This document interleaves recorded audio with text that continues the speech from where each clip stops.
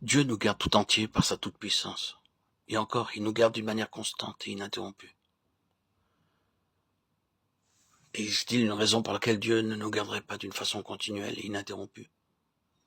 Réfléchissez. La vie est ininterrompue. Si ma vie s'arrêtait une demi-heure, je serais mort. Et la vie m'aurait abandonné. La vie est une chose continuelle. La vie de Dieu et la vie de son Église. Et la vie de Dieu, c'est son pouvoir tout-puissant agissant en nous. Et Dieu vient à nous comme le Tout-Puissant et sans aucune condition. Il m'offre d'être mon gardien, de me garder jour après jour, moment après moment. Dieu nous garde d'une façon ininterrompue. Chaque matin, Dieu vous rencontrera à votre réveil. Il n'y a pas à se poser la question. Si j'oublie de penser à lui le matin en m'éveillant, qu'arrivera-t-il? Si vous confiez votre réveil à Dieu, Dieu vous rencontrera le matin à votre réveil. Il s'approchera de vous avec son soleil et son amour divin. Et il vous rendra conscient de cette réalité. Aujourd'hui, Dieu se charge de moi continuellement avec son pouvoir tout-puissant. Et Dieu vous rencontrera le lendemain et tous les jours. Si dans la pratique de la communion avec Dieu, il y a parfois des manquements, ne vous en inquiétez pas, mais maintenez votre position et dites, Seigneur, je compte sur toi. Et je sais que tu agiras selon ta puissance, et je veux me confier en toi jour après jour, afin que tu me gardes d'une façon absolue. Alors votre foi deviendra de plus en plus forte, et vous connaîtrez la puissance de Dieu, pour garder les siens d'une façon ininterrompue. Nous sommes gardés par la puissance de Dieu, par la foi. Permettez-moi de vous dire que la foi implique notre complète impuissance devant Dieu. À la base de la foi, il y a un sentiment de complète impuissance. Si j'ai quelques affaires à traiter, par exemple, si j'ai acheté une maison, le notaire chargé de l'affaire s'occupera de faire le transfert de la propriété à mon nom et prendra toutes les mesures nécessaires. Je ne peux le faire moi-même. Et en confiant l'affaire à un notaire, j'avoue par là que j'en suis incapable. Ainsi, la foi implique toujours l'impuissance. Dans bien des cas, la confiance signifie ceci: je peux le faire moi-même, avec beaucoup de difficultés, mais un autre peut le faire mieux que moi. Mais dans la plupart des cas, la confiance implique l'impuissance absolue. Un autre doit le faire à ma place. C'est là le secret de la vie spirituelle.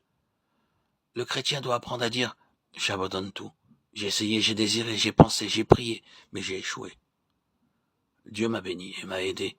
Mais cependant, dans cette longue course, il y a eu beaucoup de péchés, de tristesse.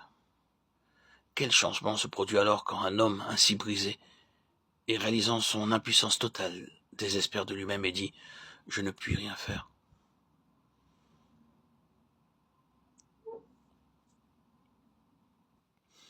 Rappelez-vous de l'apôtre Paul qui se réjouissait dans ses infirmités.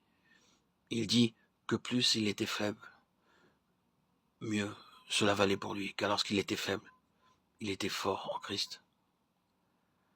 Ainsi il pouvait rentrer dans la vie supérieure, dans la vie à laquelle Dieu l'avait destiné. Lorsque l'homme désespère complètement de soi-même, voit qu'il n'est pas capable avec ses propres forces à accomplir l'œuvre qu'il avait choisie, lorsqu'il cesse de compter sur soi-même, sur les choses de la terre, sur les autres, et place son espérance en Dieu seul, ainsi il a compris que la victoire est proche. Ainsi, il peut remettre sa foi, sa confiance, sa joie, entièrement, complètement, en Dieu seul. Le désespoir n'existe plus. Il est alors fort, édifié par la puissance de l'Esprit qui est bien présente dans sa vie. L'homme charnel, l'homme ancien est réellement mort.